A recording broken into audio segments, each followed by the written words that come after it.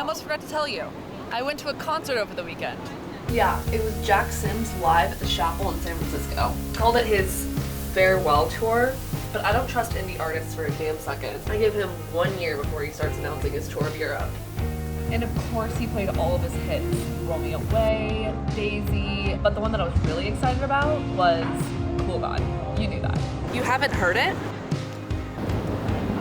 So basically, Jack's lyrics kind of challenge this idea of a higher power by taking unfiltered human experiences and then applying them to this God, whoever and whatever that might be to you. I'm not gonna spare you on this, so you might want to get like a drink or something. I'll get one for you. What do you want? A mocha? Okay, hold on, I'll be right back. Well, it's the opening line that really gets me. He says, God, do you ever look down below at your children in sorrow and think, what have you done? It's good, right? Well, I think, since you asked, that this lyric kind of sets up the whole rest of the song by posing this idea that maybe God does make mistakes. Ooh, I should not have done the pink on the nose. It's like, you think of the story of Adam and Eve in the book of Genesis, right? Eve eats the apple, now we have pain and suffering and all the bad things in the world. So this question that Symes poses of, God, do you ever look down below at your children in sorrow, probably comes from his own human experiences of just like putting up with the bullshit.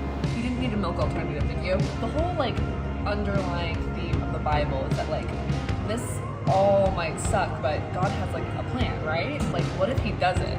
What if he's looking down below and is looking at all this mess he created and is like, what the fuck?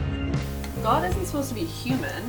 He's supposed to be like better than all of us. But Symes keeps posing this idea that maybe God isn't any different than any of us by saying kind of, God, like, what's the point of forgiving us for all the sins that we're not going to stop making? Like, aren't you tired? Like, being in that position and having to deal with like such cyclical behaviors must be exhausting. So like, why do we think that she's above any of that? Especially when she's not getting paid. So apparently, God smokes cigarettes. So hot, right? And in the song, he goes, do you ever take breaks and burn one down with Mr. JFK and tell him how you knew his killer and mistook him for a good man? Well, in this sense, he's kind of using the nicotine cigarette as like a separation between work life and personal life, because I'm sure that one was rough for him. You remember how he got shot? The music video is really cute. It's set in New York, where God is like this all-round sunglass-wearing babe. The ground level setting is humanizing in and of itself, where even the creator of the universe has to ride the subway.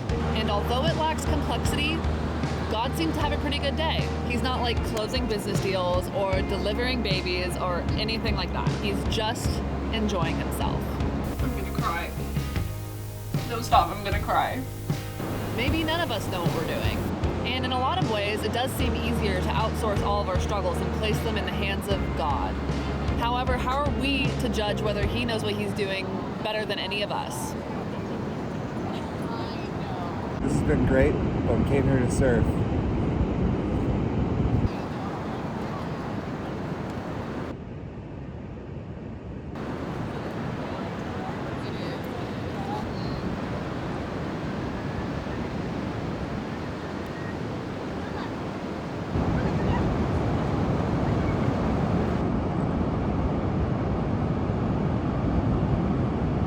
To end the song, Symes kind of leaves God with one last question. He goes, God, do you ever take breaks from fighting off all our demons and treat your angels and saints to a cold one in heaven? The use of satire in his music video and in his lyrics are not aimed to denote the idea of God, but more to like celebrate it. Humans exist in this world of sin and suffering, but kind of, you know, make light of the whole situation in some ways. The premise of the music video and the lyrics are pretty simple. Let's call in sick and stop taking life so seriously and admire life for what it is. Beautiful, silly, And unfair.